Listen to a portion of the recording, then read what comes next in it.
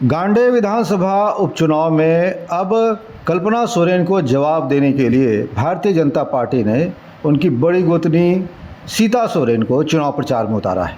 शुक्रवार को सीता सोरेन गांडे विधानसभा क्षेत्र पहुंची और यहां कई चुनावी सभाओं को उन्होंने संबोधित किया। बेंगाबाद के डाक बंगला चौराहा पर जनसभा को संबोधित करते हुए उन्होंने कहा कि नरेंद्र मोदी ऐसे ही यशस्वी प्रधानमंत्री नहीं बन गए हैं।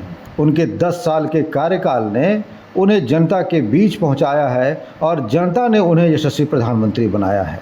इस जनसभा में भाजपा नेता नुनूलाल मरांडी, सुनील पासवान, राष्ट्रीय लोक जनशक्ति पार्टी के प्रदेश अध्यक्ष राजकुमार राज सहित कई भाजपाई मौजूद थे। चंपई सोरेन सरकार पर हमला बोलते हुए सीता सोरेन ने कहा कि वास्तव में झारखंड मुक्ति मोर्चा की ये सरकार जुमलों की सरकार है। इस सरकार में भ्रष्टाचार पूरी तरह से हावी है और परिवारवाद से ही ये सरकार चल रही है।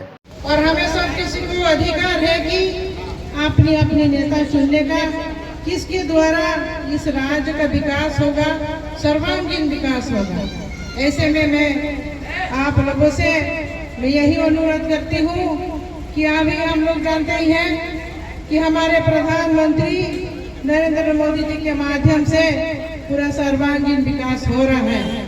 जितने भी विकास कार्य हमारे सभी माताओं, भाइयों, बहनों के एवं सभी वर्ग विकास का कार्य, जो विकास की जो गति है, तो मोदी जी के माध्यम से और मोदी जी के विचारधारा के माध्यम से ही हो रहा है। आज के जो मौजूदा सरकार है, यहाँ पर लूट घसोट और जितने तरह का, लेकिन विकास की गति देखे तो कहीं विकास हो ही नहीं रहा है। ऐसे सरकार को क्या करेंगे? ऐसे सरकार को हम लोगों को दरकिनार कर देना होगा, क्योंकि विकास के जितने भी कार्य हैं हमने देखा है जमीनी स्तर पर है ही नहीं।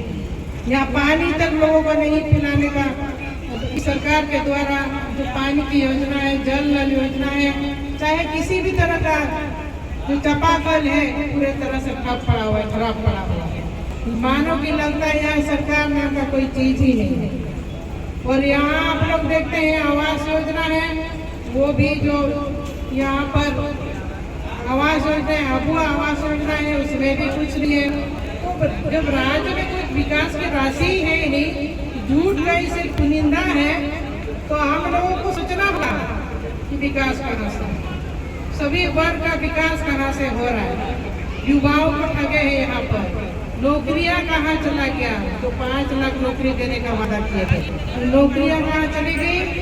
और जो बेरोजगार भत्ता जो युवाओं को देने का था, जो MA पास है वो 7,000 रुपया, और जो BA पास है वो 5,000 रुपया, ये कहाँ चला गया?